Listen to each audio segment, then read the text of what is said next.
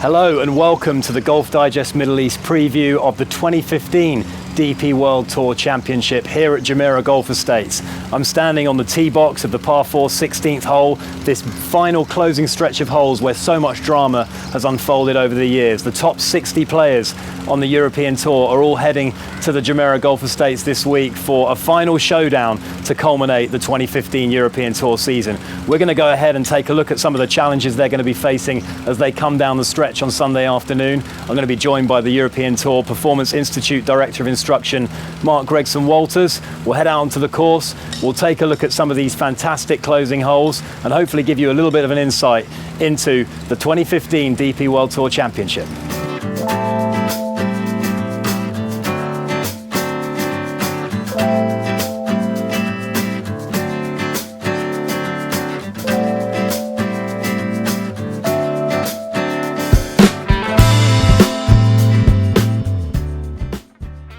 Moved down onto the fairway of the 16th hole, 486 yard par 4, one of the toughest holes on the course, and I'm delighted to be joined by the Director of Instruction at the European Tour Performance Institute, Mark Gregson-Walters. Good to have you with us, Mark. Thank you.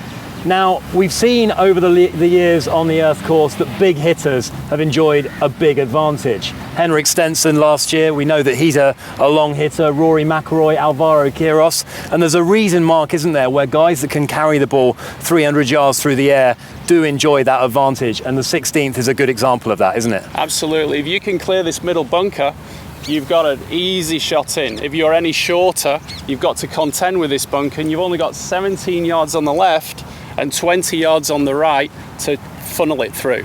Yeah, and we've seen how this bunker can really catch the players out. Last year, Rafa Cabrera Bello, banging contention in that final group, drove it into this bunker here, tried to get onto the green because he wanted to ensure that he could make at least a par, and ended up rolling into the hazard and making a double bogey and drifting out of contention. Getting it into this spot, Mark, where you can hit a short iron into the green, and let's be honest, it's a very tricky green, is a massive, massive plus, isn't it? Yeah, it's so important. And with the slopes on the fairway and with the wind, it makes it even trickier to hit the right portion of the green with there being two levels. Now, when you're talking about iconic, it doesn't get much better, Mark, does it, than the 17th here at Jumeirah Golf Estates Earth Course. It's an island green. That's the first thing we need to say about it. But it's not like the island green at Sawgrass, is it, where it's basically just a putting surface. Here you've got way more to it. You've got all these swales and you've got bunkers by the green. They're going to make getting up and down very tricky. Absolutely. It looks like a big target off the tee, even though you've got to get it over the water. But this, normally the traditional Sunday pin position is on this top plateau. And with it being on this top plateau, it's 12 yards across. And if you miss the target to the side just by a small amount, you can see with the way the area is being cut, the ball just goes away from you and goes all the way up close to the water. It does. And from down here, this is, well, I can speak from an amateur point of view, it's my nightmare. These guys are the best players on the European Tour, so this is, I wouldn't call this bread and butter for them, but it's difficult, isn't it? Because the pin's above their feet, and it's a fairly bare lie.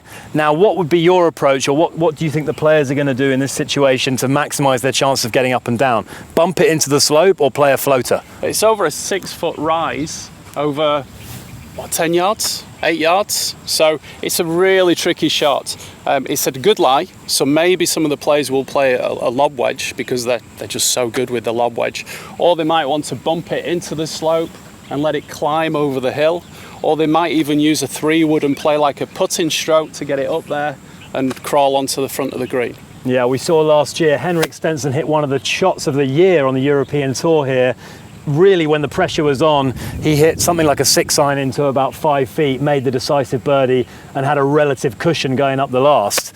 But really, when you miss the green, that's when you really need to make that par-saving chip, isn't it? Absolutely. I think a lot of the guys would prefer to be in the bunker than down here on the grass. Okay, we're going to head down onto the last hole. So much has been talked about on the 18th. Pivotal hole, the closer on earth, and we're going to take a look at it now.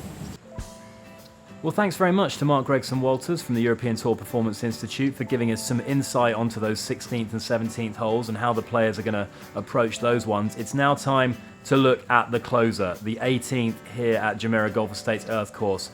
A climactic hole, a polarising hole, and one where so much drama has unfolded over the years. And the reason why it's polarising, and I say that, is because this creek bisects the middle of the fairway, and you can actually get into a spot of bother just by hitting a very straight ball and taking an unlucky bounce. Obviously off the tee, these bunkers to the left-hand side are going to be ones to avoid. Players are going to look to reach this one in two, particularly if the tee is pushed up to its Sunday position. And you can see on that right-hand side, that's the kind of area where the likes of Henrik Stenson and Rory McIlroy have hit long shots into. Henrik Stenson in 2013, that European Tour shot of the year, just to a couple of inches from the cup for a tap-in eagle and that record-breaking performance on the earth course. But as we move up to the final stage of this hole, you see the hospitality grandstands on the left-hand side, the spectator grandstand on the right, and this amazing clubhouse framing this amphitheatre-like green here. The creek winds all the way up this hole, and players who lay up are going to be looking just to leave their wedge approach shots on the bottom right hand corner of the screen there and hit a shot of about 110, 120 yards in to a green that's incredibly tricky. You certainly don't want to be short and left. That's going to leave an incredibly tricky third shot. Going long is going to also be problematic because you're going to have the creek behind you. But this green here is tricky in itself. There's a hump that runs through the middle, two distinct tiers, but nevertheless we've seen some remarkable closing shots over the years here. Alvaro Quiros in 2011, that dramatic eagle putt from 35-40 feet springs to mind, and Henrik Stenson and Rory McIlroy have also had clinching decisive birdies in their victories. Henrik in 2014, McIlroy when he won in 2012. That's the closer then, and this is the Earth course, the final stretch, a dramatic golf course that always produces a lot of drama here at the DP World Tour Championship.